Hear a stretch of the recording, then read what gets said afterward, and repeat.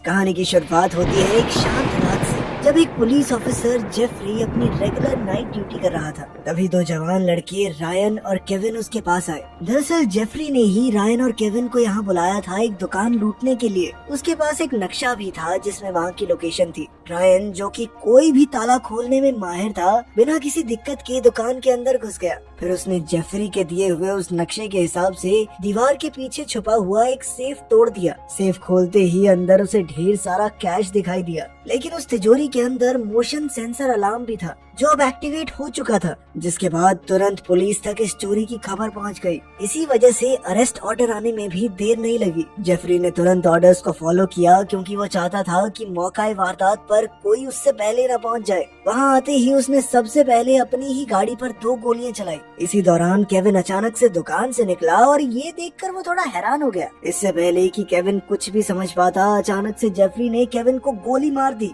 इसके बाद जेफरी ने जिस बंदूक से अपनी गाड़ी पर गोलियां चलाई थी, वो उसने केविन के पास रख दी और उस पर केविन के फिंगरप्रिंट भी ले लिए, ताकि ये साबित हो जाए कि जेफरी ने अपने बचाव में गोली चलाई थी और उसका मकसद केविन को मारने का नहीं था। रायन जैसे ही बाहर आया तो वो बहुत गुस्से में था और वो उस पुलिस वाले जेफरी को गालियां देने लगा, लेकिन जेफरी ने उसे बंदूक के दम पर दीवार से चिपका दिया और धमकी दी कि अगर कुछ भी बकवास की ना तो तेरी बीवी और बच्चे को मार दूंगा, समझा। अपने परिवार को खोने के डर से रायन चुप हो गया और अपने परिवार की सुरक्षा के लिए उसने सारे आरोप अपने ऊपर ले लिए। 10 साल बीत गए। रायन ने अपनी जेल की सारी सजा काट ली थी। जेल से निकलते ही उसका पुराना दोस्त फ्रैंक बाहर उसका इंतजार कर रहा था। फ्रैंक ने रायन की हिम्मत बढ़ाने के लिए कुछ बातें कही और फिर रायन को फिर से ताले तोड़ने की अपनी सुपर पावर का इस्तेमाल करने का ऑफर दिया। रायन थोड़ा झिझक रहा था क्योंकि जेल जाने की वजह से उसका लॉक स्मिथ का लाइसेंस रद्द हो गया था, लेकिन फ्रैंक ने उसके लिए पूरी दुकान एकदम रेडी कर रखी थी, उसकी दुकान से लेकर गाड़ी तक। और रायन ने झिझकते हुए काम शुरू कर दिया। पहले वो ताले और तिजोरियां खोलने में एक्सपर्ट था, लेकिन अब वो अपनी इस कला को गैर कानूनी तरीके से इस्तेमाल नहीं करने वाला था। कुछ दिन बाद रायन ने अपनी पत्नी केट को कॉल किया, जो कि एक फीमेल डिटेक्टिव थी। रायन ने उसके सामने मिलने की इच्छा जाहिर की और वो मान भी गई। वो अपनी पत्नी और बेटी लिंडसे से 10 साल बाद मिल रहा था। कैफे में केट ने लिंडसे को दूर जाकर ऑर्डर करने को कहा ताकि वो रायन से अकेले में बात कर सके। रायन ने अपनी गलतियों के लिए माफी मांगी, लेकिन केविन की मौत का सच अभी भी छुपाए रखा। केट ने उसे माफ कर दिया और कहा कि तुम अपनी बेटी के साथ एक पिता बनकर रह सकते हो, लेकिन मेरे पति बन के नहीं। रायन के लिए अपनी बेटी के साथ समय बिताना एक बहुत बड़ी बात थी और उसे कहीं न कहीं ये उम्मीद भी थी कि आगे चलकर केट भी किसी न किसी दिन मान ही जाएगी। अगली सुबह फ्रैंक ने रायन को जगाया और काम पर जाने को कहा। रायन ने एक शानदार घर का ताला रिपेयर किया। वहाँ घर का मालिक गैरेट उससे मिला और बताया कि उसकी एक वर्कर अप्रैल ने उसे रायन के हुनर के बारे में बताया था। गैरेट ने रायन को एक इलीगल काम में इन्वॉल्व होने का ऑफर दिया, लेकिन रायन ने तुरंत ही मना कर दिया। काम से जब वो वापस वर्कशॉप पे लौटा तो उसने देखा कि वहाँ अप्रैल खुद उससे मिलने के लिए बैठी हुई थी। दरअसल अप्रैल केविन की बहन थी। अप्रैल ने उसे अपनी जिंदगी की परेशानियों के बारे में बताया। उसके पास पैसों की इतनी तंगी चल रही थी कि पैसे कमाने के लिए उसने क्या कुछ नहीं किया। उसे अब इस काली जिंदगी से बाहर निकलने के लिए एक बड़ी रकम की जरूरत थी। रायन अप्रैल की मदद करने को पूरी तरह तैयार था, लेकिन उसने साफ कह दिया कि मैं किसी भी तरह का गैर कानूनी काम नहीं करूंगा। अप्रैल को ये सुनकर गुस्सा आया कि मेरे भाई को तो मरवा दिया तूने, अब ज्यादा सुधरने का नाटक कर रहा है। उधर फ्रैंक ने ये सब कुछ सुन लिया था। उसने रायन को सलाह दी कि वो अप्रैल की बातों में ना आए। उसने कहा कि अगर इसके भाई की मौत के लिए तो खुद को कसूरवार भी मानता है, तो पैसे देने के और भी रास्ते हैं।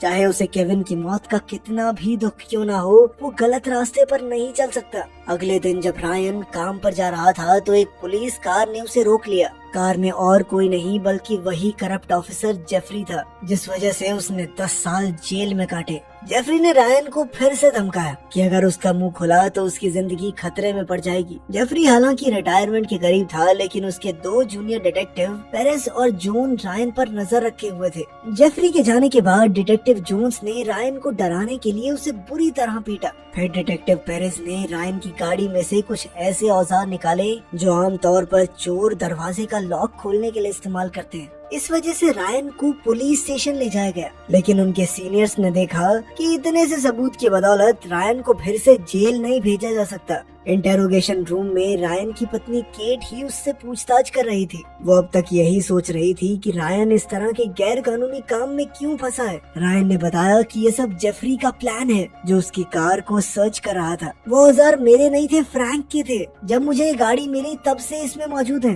कुछ देर बाद उनके सीनियर ऑफिसर्स ने आकर रायन को सभी आरोपों से मुक्त कर दिया, लेकिन उसे ये बात समझाई गई कि बिना लाइसेंस के लॉकस्मिथ का काम करना बिल्कुल इलीगल है। रायन को कहा गया कि अपना लाइसेंस रिन्यू करने के बाद ही काम शुरू करे। वहीं पुलिस स्टेशन में जेफरी की रिटायरमेंट पार्टी चल रही थी और उसने केट को अपने ऑफिस बुलाया, उसे एक ग्लास वाइन दी और कहा कि केट को डिपार्टमेंट हेड बनना चाहिए। जेफरी चाहता था कि केट बाकी दो जूनियर्स की तरह रायन पर नजर रखे, ताकि रायन को सच सामने लाने से रोका जा सके। दूसरी ओर रायन अपनी ताले खोलने की स्किल्स को प्रैक्टिस कर रहा था और ये साफ था कि वो अब भी इसमें माहिर है। तभी उसे केट का कॉल आया। केट ने उसे अपनी बेटी लिंडसे को स्कूल से वापस लाने को कहा, क्योंकि उसे एक जरूरी जगह जाना था। रायन अपनी बेटी से मिलने के लिए बहुत उत्सुक था, इसीलिए वो बिना देरी किए स्कूल पहुंच गया। उसने लिंडसे को वहां से पिक किया और फिर उसके साथ पार्क में बैठकर लंच किया। बातों बातों में लिंडसे ने रायन से उसके काम के बारे में पूछा और कहा कि वो एक बार उसे कोई लॉक खोल के दिखाए। उसकी बेटी ने शायद पहली बार उससे कुछ मांगा था। रायन उसे अपनी वर्कशॉप ले गया और ताले खोलने की कुछ ट्रिक्स दिखाई। हैरानी की बात ये थी कि लिंडसे पहली ही बार में ताला खोलने में कामयाब हो गई। शाम को रायन ने लिंडसे को पार्टी में छोड़ा, जहाँ केट भी थी।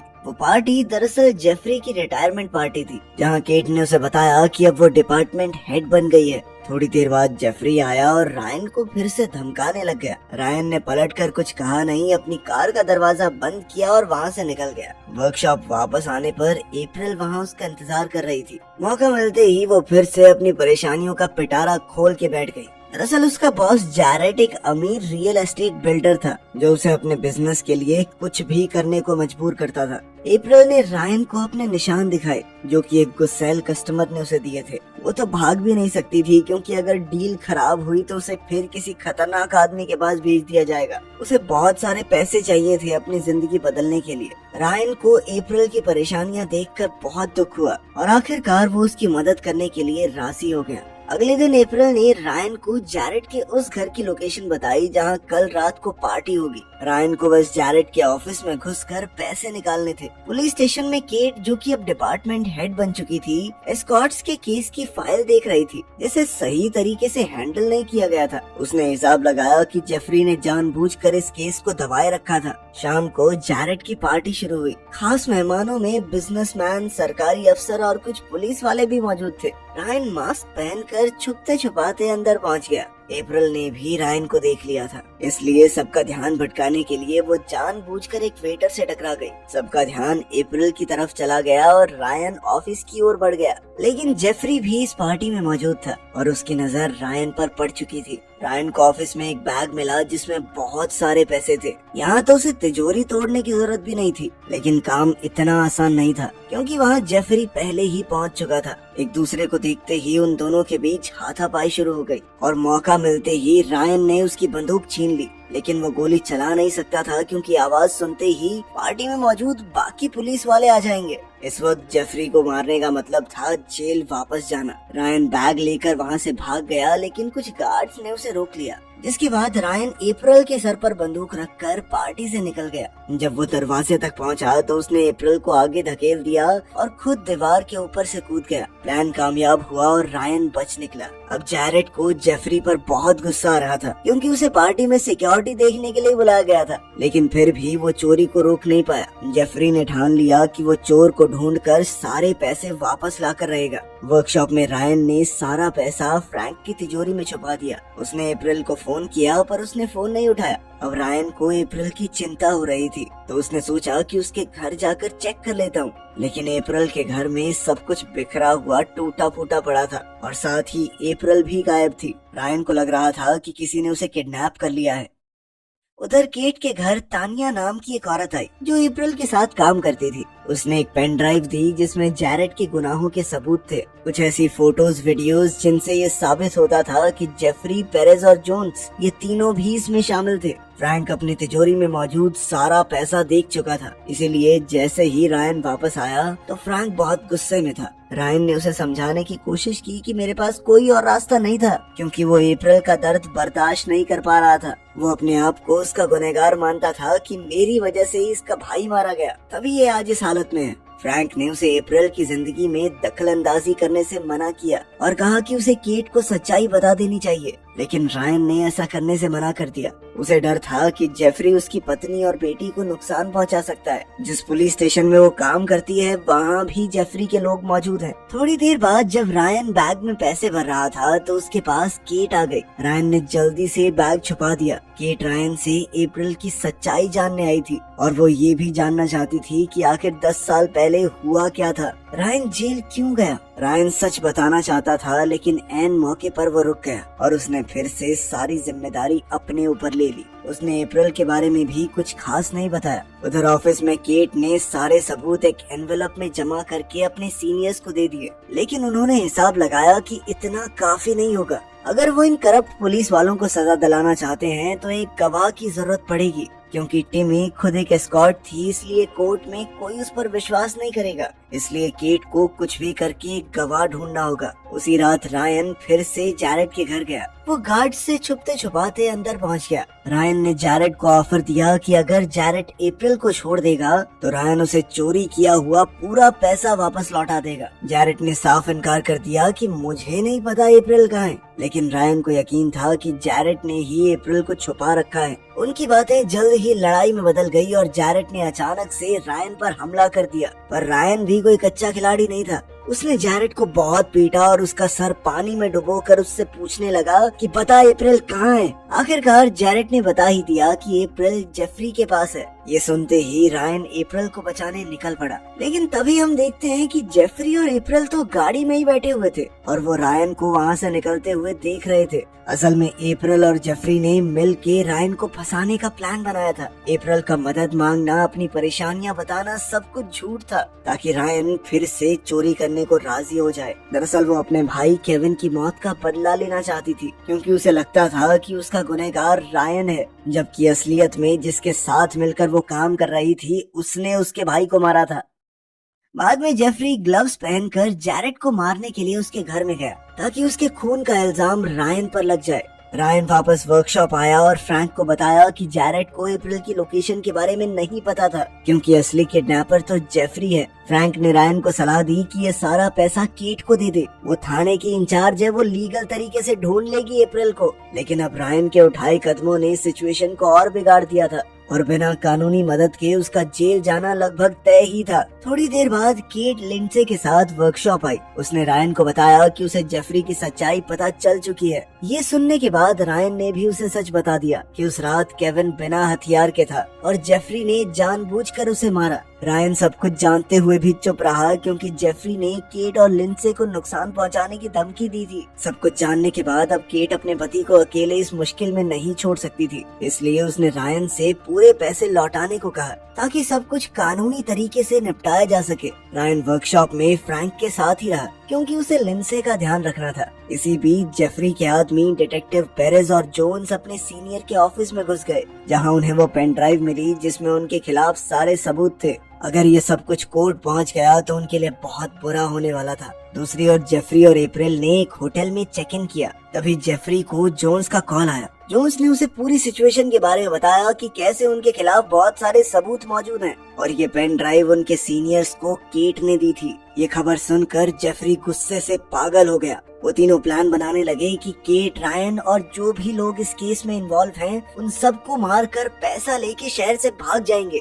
जेफरी के इरादे सुनकर अप्रैल को अपने फैसले पर पछतावा होने लगा। उसे सिर्फ रायन से बदला लेना था, किसी और बेगुनाह की जान नहीं। अब उसने सोच लिया था कि वो इन करप्ट पुलिस वालों का साथ नहीं देगी। उसने जल्दी से रायन को फोन करके बताया कि ये लोग तुम्हें और केट को मारने की बात कर रहे हैं, जल्दी से वहाँ से निकल जाओ। लेकिन तब तक बहुत देर हो चुकी थी। पेरेज रायन के ठिकाने तक पहुंच चुका था और उसने रायन को देखते ही उसकी लात में गोली मार दी। तभी पीछे से फ्रैंक ने उन दोनों ऑफिसर्स पर गोलियां चलाई और जोन्स को गोली लग गई, जिस वजह से उसकी मौके पर ही मौत हो गई। अपने साथी की मौत से गुस्साए पेरेज ने फ्रैंक को भी गोली मार दी। इसके बाद पेरेज ने लिंडसे पर बंदूक तान कर रायन को सारा पैसा देने को कहा, लेकिन पैसे तो केट पहले ही लेकर जा चुकी थी। रायन के पास कोई दूसरा रास्ता नहीं था सिवाय पेरेज को समझाने के। उसने ऐसा ही किया और अपना हथियार नीचे रख दिया। उधर केट को अपनी गाड़ी में शूटिंग की खबर सुनाई दी। खबर सुनते ही उसने अपनी गाड़ी वर्कशॉप की तरफ घुमा दी, लेकिन उसे आने में देर हो गई थी। पेरेज लिंडसे को बंदी बनाकर अपने साथ ले गया था।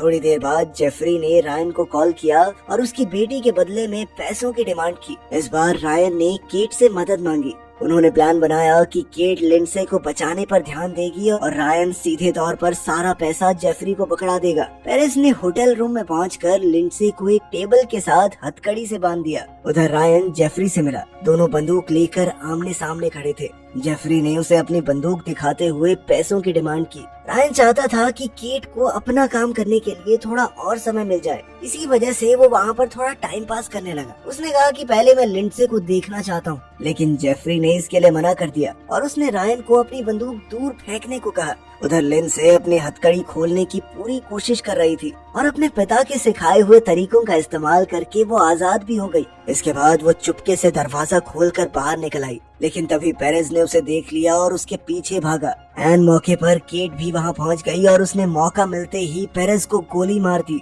उसने लिंडसे को गाड़ी में बैठाकर कहा कि मेरे या अपने पापा के अलावा किसी और के लिए दरवाजा मत खोलना। वहीं मीटिंग पॉइंट पर रायन अपनी बंदूक दूर फेंक के सरेंडर कर चुका था। जेफरी सिर्फ पैसे लेकर जाने के मूड में नहीं था, वो रायन को मारने ही वाला था कि तभी अप्रैल वहाँ आ गई और उसने रायन की फेंकी हुई गन से जेफरी को गोली मार दी। लेकिन अप्रैल के मन में अभी भी रायन के लिए बहुत नफरत थी। वो रायन पर गोली चलाने ही वाली थी कि तभी केट वहाँ पहुँच गई और उसने अप्रैल को पूरी सच्चाई बताई। अप्रैल को इस बात का गुस्सा था कि अगर उस दिन रायन केविन को चोरी करने के लिए ना बुलाता तो आज उसका भाई जिंदा होता और उनकी जिंदगी कुछ और ही होती। रायन ने भी अपनी इस गलती को माना। केविन उसका भी बहुत अच्छा दोस्त था और उसे बहुत दुख था केविन की मौत का। रायन को इतना पछताते हुए देखकर अप्रैल का दिल पिघल गया और उसने अपनी बंदूक नीचे कर दी। खैर जल्द ही पुलिस वहाँ पहुँच गई और अप्रैल को पुलिस स्टेशन ले जाया गया। वहीं दूसरी तरफ रायन की हर तरफ वाहवाही हो रही थी, क्योंकि उसने करप्ट पुलिस वालों के गुट का पर्दाफाश कर दिया था। अगले दिन केट को उसकी बहादुरी के लिए प्रमोट करके लेफ्टिनेंट बना दिया गया। आखिरकार 10 साल की जुदाई के बाद अब रायन अपने परिवार के साथ खुशी खुशी रहने लगा।